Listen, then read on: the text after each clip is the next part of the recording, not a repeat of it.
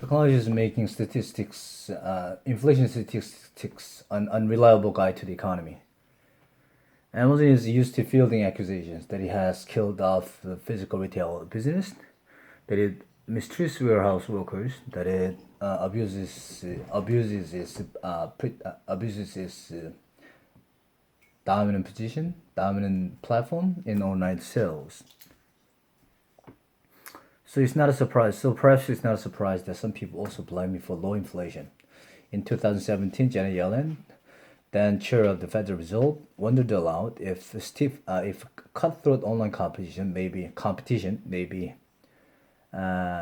stopping retailers raising prices even in a world of low inflation, rising demand.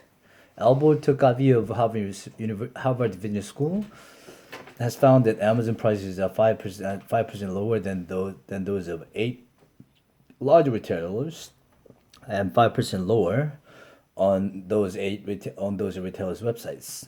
The internet in general is nowhere to go in search of inflation.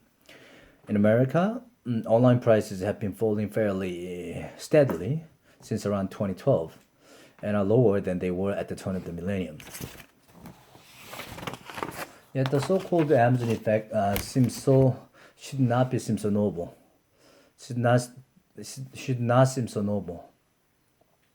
The winds of disinflation have been blowing through American retail for decades.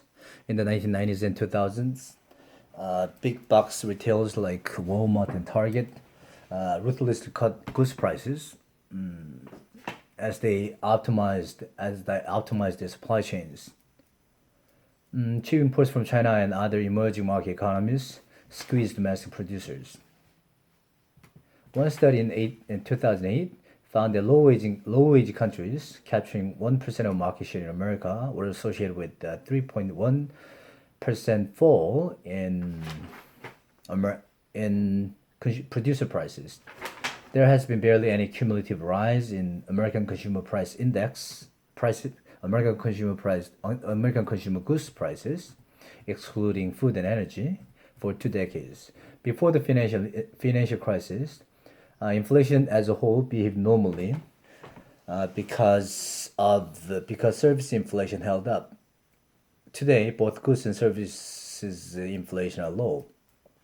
The rise of online retail does not easily explain that broader shift. Nonetheless, technological advance is a disinflationary force worth pondering. It At a basic level, it allows an economy to produce more with its finite resources. If aggregate demand does not keep up, prices will fall, or at least not rise as fast. The idea that inflation has been low lately because productivity has been strong, seems laughable everywhere except Silicon Valley, because economic statistics have documented a global slowdown in productivity growth. But yet there's an argument that statisticians fail to capture some technological advances, making productivity seem lower and inflation higher. The basic concern is a long-standing one, because it takes a while for statisticians to notice that consumers are buying new products. They miss precipitous price falls early in a product's life. It is also hard to tell how much better new products are than what went before. In today's economy, the missed value comes from smartphones, social media, and online streaming. Spencer Hill, an economist at Goldman Sachs, recently calculated that the measured growth in the consumption of personal electronics, communications, and media were lower in 2010s than in any of the preceding five preceding decades. That was despite the fact that in 1990 it would have taken $3,000 to replicate even the basic function of a modern phone, and only by using very bulky devices.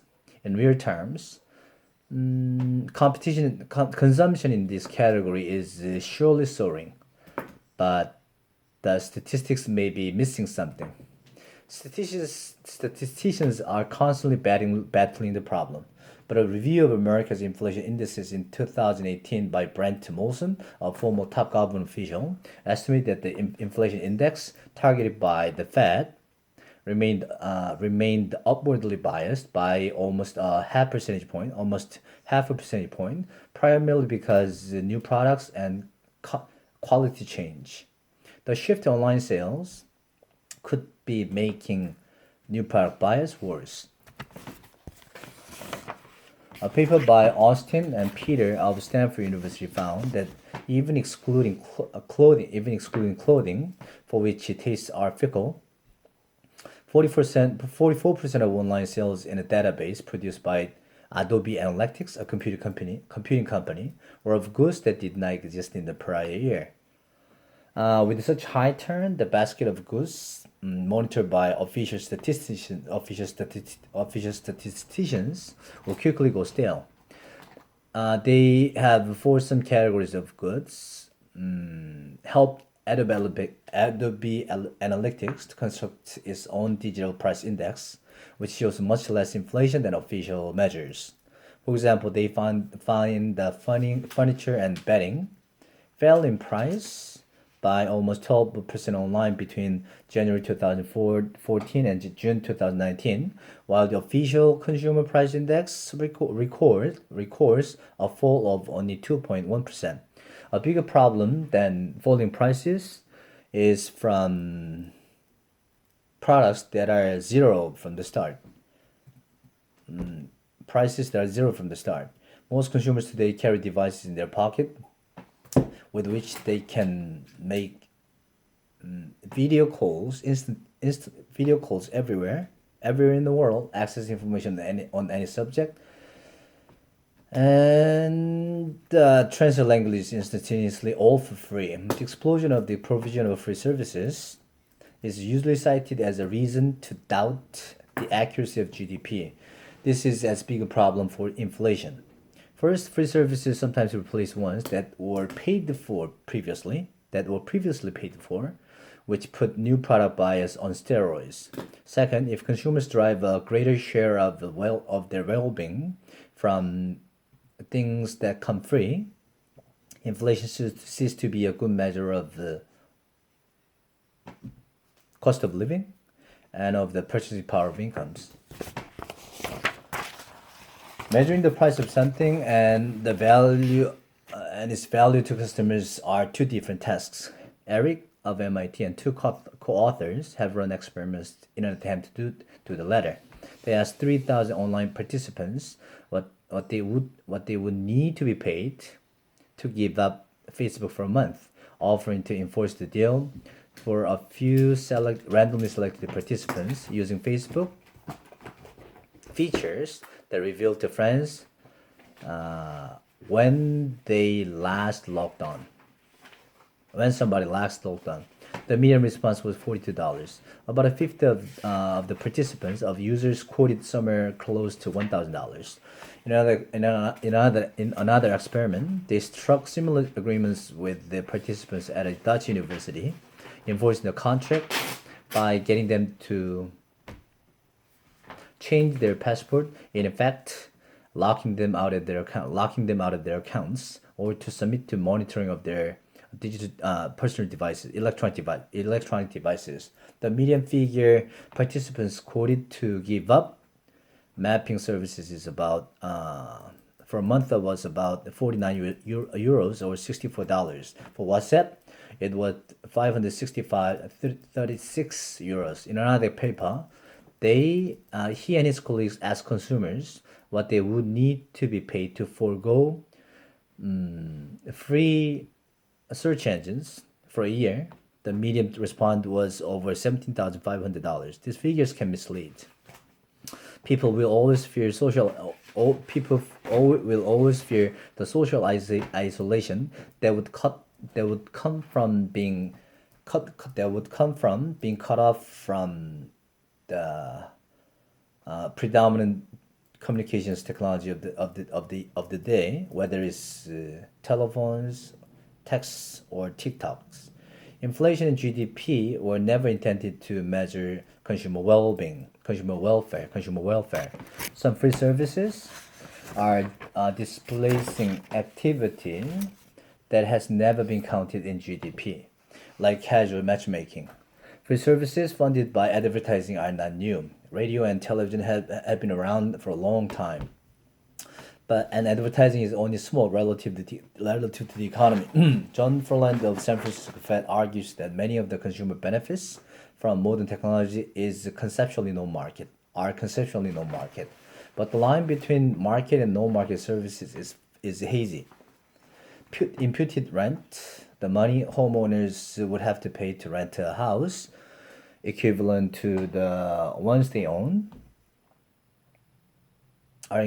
is included in inflation and GDP, despite not representing any any market transaction.